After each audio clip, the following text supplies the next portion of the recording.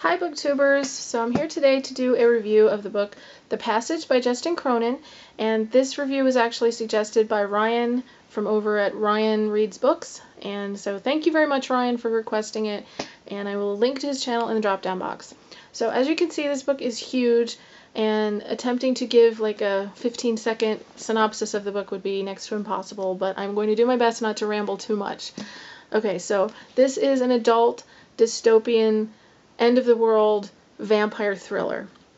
And in the beginning of the book, we are introduced to several characters, including these FBI agents, Doyle and Wolgast, who are working for this government project. It's called Project Noah. It's super classified.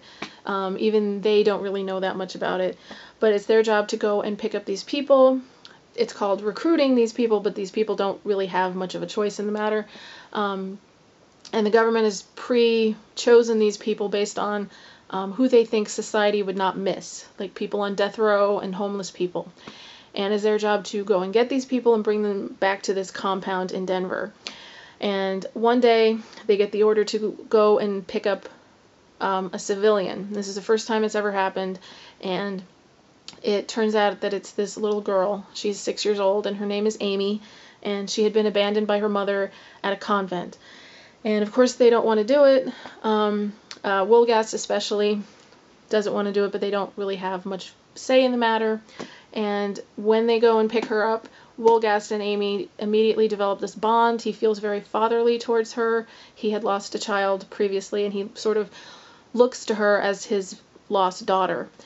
The focus of the book then moves to the compound in Denver, and we find out that these people are being brought there to sort of become human guinea pigs to try and create this invincible soldier. And as you can imagine, things do not go well. In fact, the whole thing blows up and pretty much brings about the end of the world in very, very spectacular, creepy fashion. That's the first 300 pages of the book. Everything that happens after, the next 600 or so pages, deal with how the few people that end up surviving attempt to recreate civilization with completely different structures. So this book took me almost a year to read it, literally a year. And it wasn't because I didn't like it. It was because I had to keep walking away from it because there were just certain parts that were so intense and so overwhelming that I just had to take a break from it. Having said that, this is definitely one of my favorite books. It is very, very, very well done. The scope of this book is enormous. The world building is incredibly detailed and well done. The characters are very believable and very fleshed out.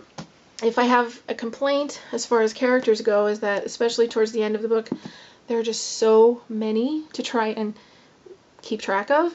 But I sort of had the same problem with The Stand by Stephen King, and that's one of my favorite books as well. So it doesn't really detract in how much I enjoyed the book. It's just something that I felt I should point out. I've said this before.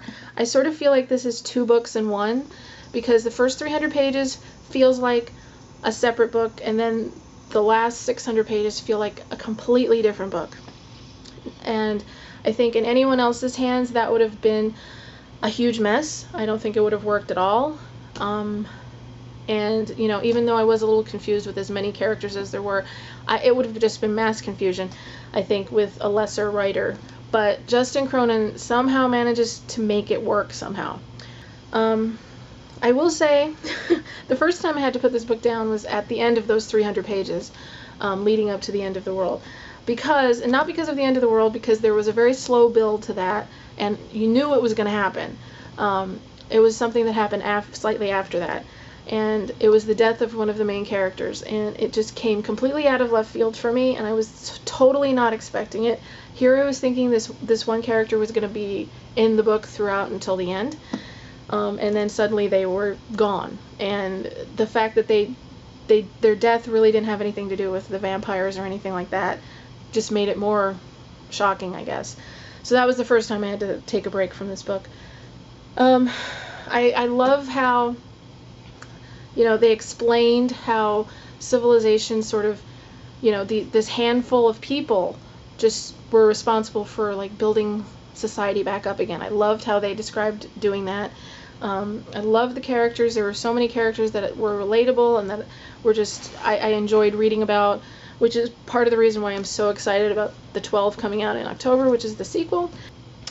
I gave this book 4 stars on Goodreads. I was sort of debating whether or not I should give it 5, but the only reason I didn't give it that final star was because of the times that I just had to walk away from the book. But it is a really, really, really amazing book. If you like dystopian, if you like, epic sort of stories, I would definitely check it out. It does require quite a bit of time.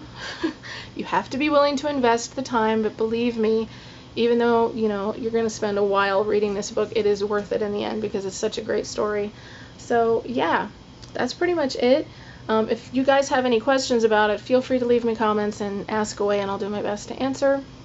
Until next time, you guys, thanks for watching as always, and happy reading!